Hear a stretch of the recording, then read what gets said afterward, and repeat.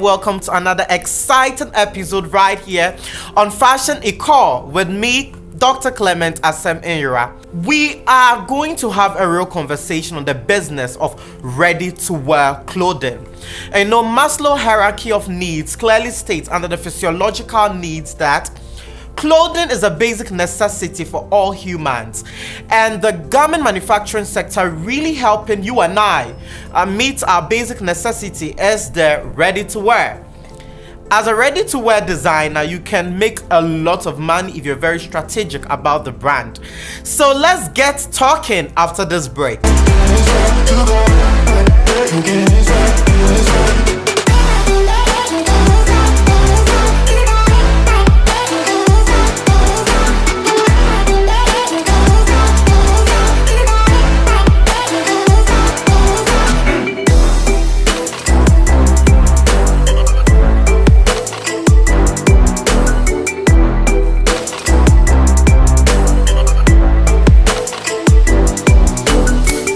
Welcome back from the break. So the business of clothing manufacturing is categorized in different types or forms. We have the couture, we have the bespoke or custom made, and we have the ready to wear. Our focus is going to be on the ready to wear. I find the business of ready-to-wear really exciting because if the designer is very strategic in making some analytical decision, the person can make lots of money. And it's good you know how to be able to run a successful ready-to-wear line. So I'm here to give you all the details you need in order to run your ready-to-wear line highly successful. One, you want to start a ready-to-wear line. The first factor you have to consider, or the first question you should ask yourself is, what inspires you? Analyze yourself. What do you stand for? What motivates you? It should be your inspiration that you are going to express in the business or the designs you're going to create. So if you don't like something, you can't necessarily stand behind the thing you don't like, projecting it to others. So you should see a means of inspiration from what you like in order to start your clothing brand. Once you have analyzed this, you move straight to identifying your target market. We have a lot of group of people, so who do you want to design for? Your brand should stand for something. So maybe you want to do women, you want to do men. Even choosing sexes, you need to specify categories, or you want to do children.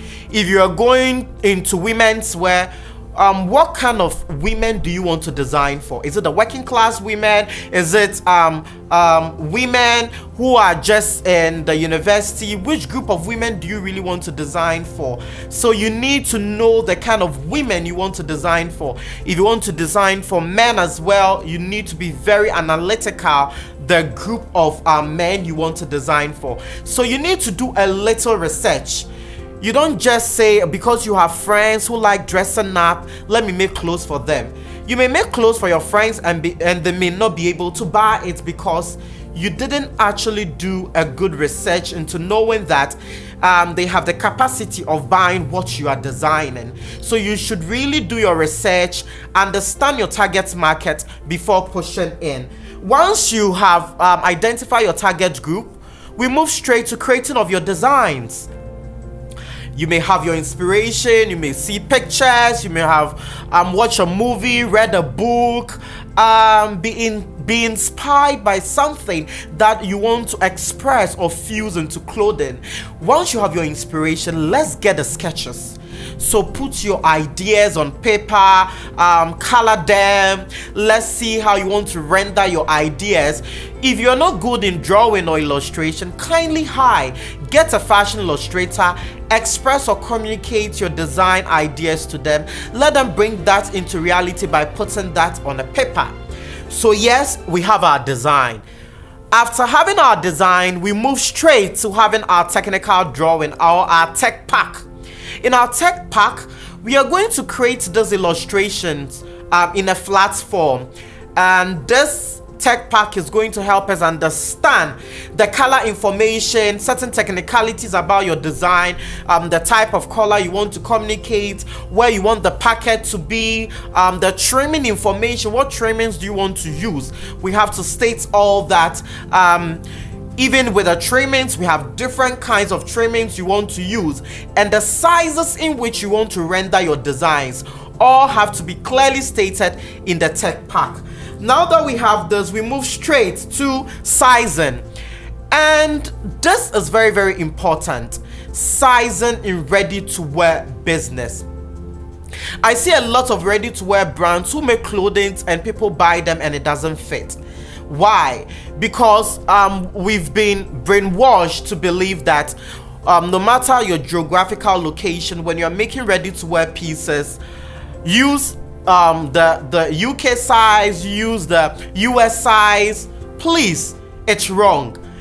If you're doing business or you are into ready to wear, you have your target group. So let's say you are located in Lagos, or you are in Port Elizabeth in South Africa, or you are in Accra, Ghana. Identify your target group. They give you an idea of the people you're going to sell your clothes to. You can do a little research on measurement.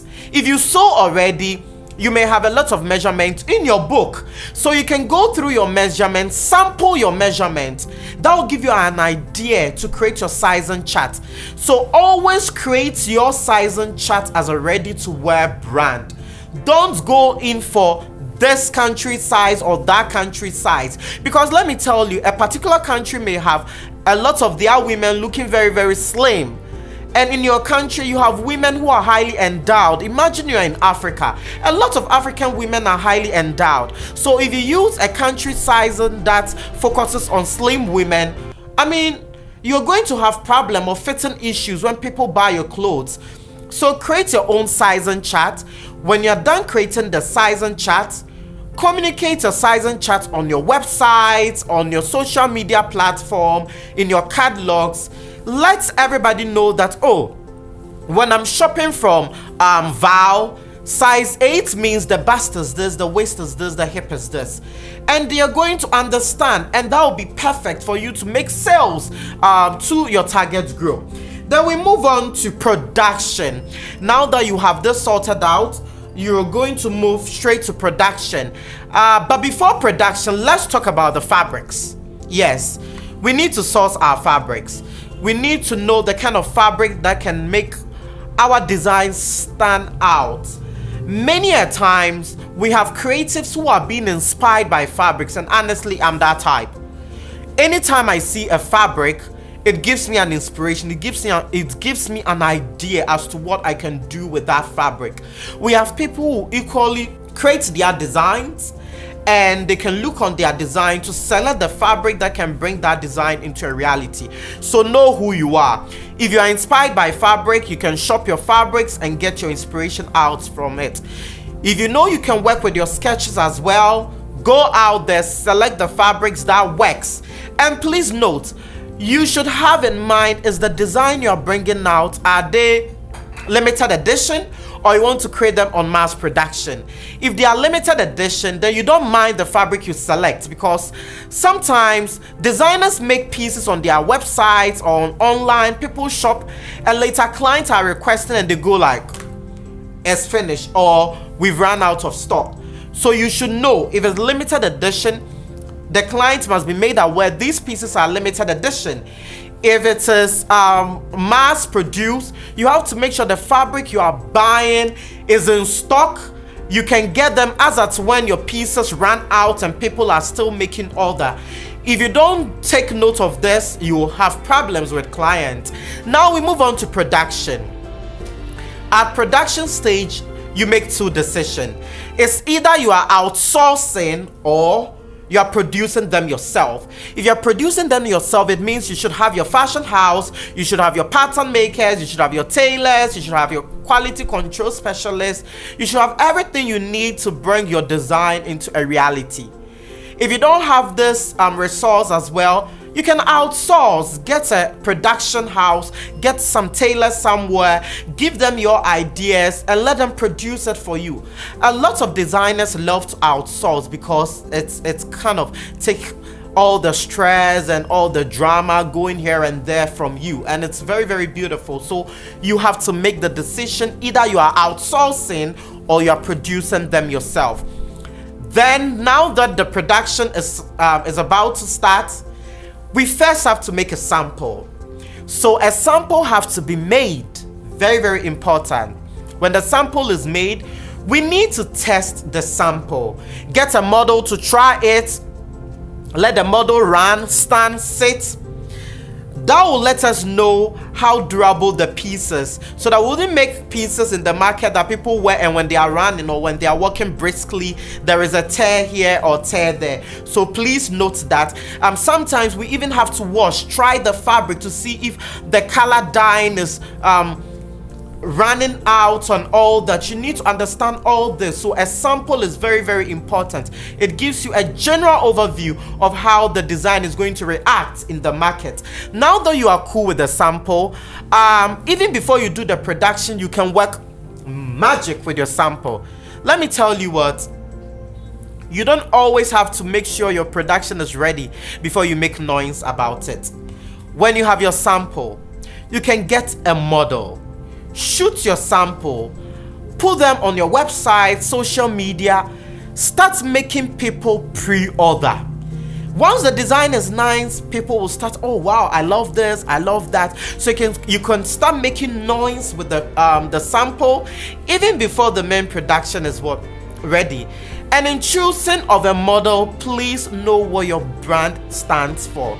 I always get sick when I visit brands' sites and I see the brand trying to communicate the African woman with broad hips, big butts, big breast, and I see a slim model there, and I go like, if I am a plus size and I see a slim person there, I wouldn't buy from you. So always choose a model that reflects what you're trying to sell. So if your pieces are for the curvy woman, select a curvy woman. It's not always about a celebrity or a model. You can choose somebody who has that persona or the personality you really want to communicate to people. That works magic. So get that picture, let's sponsor it. You can use Google ad, Instagram sponsor ad, just sponsor it everywhere on social media.